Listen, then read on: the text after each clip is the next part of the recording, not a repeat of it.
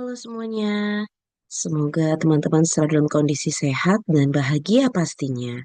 Pada pertemuan ini, kita akan membahas bagaimana permintaan dan penawaran menjawab persoalan ekonomi utama. Karena sumber daya yang terbatas dan kebutuhan tidak terbatas, muncul tiga pertanyaan. Apa yang diproduksi, bagaimana, dan untuk siapa? Dalam sistem pasar, interaksi permintaan dan penawaranlah yang jadi pengaruhnya. Pertama, apa yang diproduksi? Produsen akan membuat barang yang dibutuhkan dan diinginkan masyarakat, tapi juga yang menguntungkan. Misalnya, tren makanan sehat membuat produk organik meningkat, atau permintaan global pada chip semikonduktor membuat produksinya naik pesat. Kedua, bagaimana diproduksi? Produsen memilih cara yang paling efisien tergantung biaya, teknologi, dan tenaga kerja. Misalnya, industri tekstil beralih ke mesin karena upah mahal. Lalu, untuk siapa diproduksi ditentukan oleh daya beli dan kebijakan, seperti mobil sport untuk kalangan atas dan beras subsidi untuk masyarakat berpenghasilan rendah. Masalah ekonomi terjadi karena kelangkaan. Karena sumber daya terbatas, orang atau negara harus memilih. Contohnya, lahan dipakai untuk sawit atau padi, atau anggaran negara dipakai untuk subsidi BBM atau pendidikan. Setiap keputusan ada biaya peluang, yaitu manfaat dari pilihan terbaik yang kita tinggalkan. Misalnya, seorang mahasiswa memilih beli handphone daripada menabung untuk kuliah. Maka biaya peluangnya adalah rasa aman untuk bayar semester. Mekanisme pasar bekerja lewat harga. Harga memberi sinyal, menjadi alat pembagian, atau menciptakan insentif. Harga naik, produsen semangat produksi. Harga turun, konsumen tertarik membeli lebih. Tapi pasar juga bisa gagal, sehingga pemerintah kadang harus turun tangan. Permintaan adalah keinginan membeli yang disertai kemampuan membayar. Jika harga naik, jumlah permintaan turun, dan sebaliknya. Contohnya, tiket bioskop murah membuat lebih banyak orang menonton. Permintaan dipengaruhi banyak faktor, pendapatan, selera, barang pengganti, barang pelengkap, ekspektasi harga, dan jumlah penduduk. Karena itu, permintaan terus berubah dari waktu ke waktu. Penawaran adalah kesediaan produsen menjual barang pada harga tertentu. Hukum penawaran mengatakan semakin tinggi harga, maka semakin banyak barang yang ditawarkan. Penawaran dipengaruhi biaya produksi, teknologi, harga barang lain, ekspektasi masa depan, dan kebijakan pemerintah. Misalnya, subsidi pupuk dapat meningkatkan produksi padi.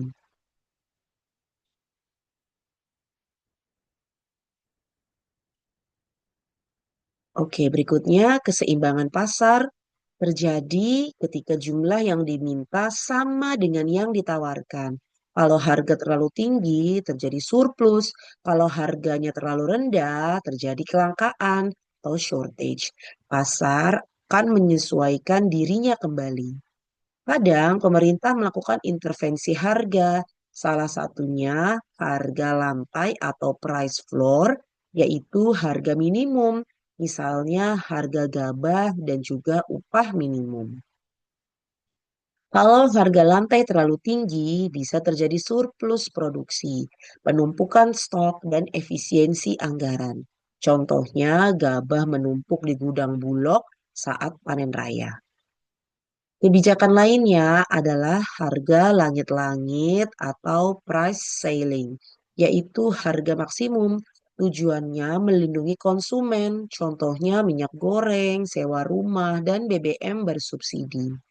Namun, jika harga maksimum terlalu rendah, produsen berhenti menjual. muncul kelangkaan, antrean, bahkan pasar gelap seperti kasus minyak goreng di tahun 2022 lalu. Dalam kasus minyak goreng 2022, harga dibatasi pemerintah, tetapi stok menghilang.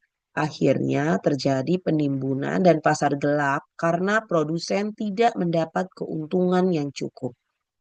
Contoh lain adalah upah minimum. Jika terlalu tinggi, pekerja memang terlindungi, tapi pengusaha kecil bisa mengurangi pegawai atau melakukan PHK.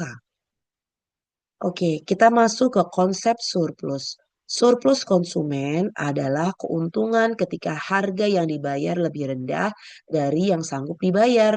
Misalnya bersedia bayar 30.000 tapi hanya bayar 20.000. Surplus, surplus produsen adalah keuntungan ketika harga jual lebih tinggi dari biaya produksi. Gabungan surplus konsumen dan produsen disebut surplus sosial dan itu mencerminkan kesejahteraan.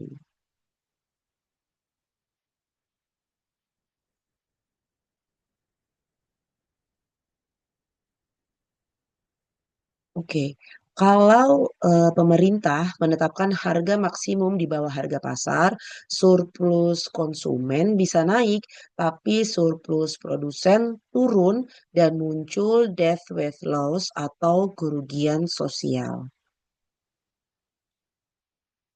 Sebaliknya, harga minimum di atas harga pasar membuat produsen untung sementara, tapi konsumen rugi dan stok jadi berlebih. Ini juga menciptakan deadweight loss.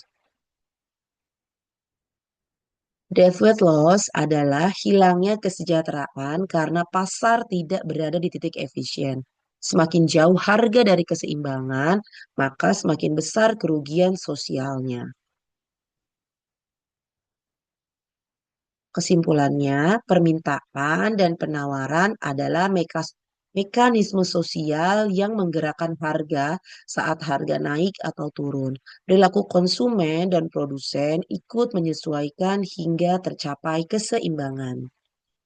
Oke, demikian. Terima kasih untuk perhatian teman-teman semua. Bye.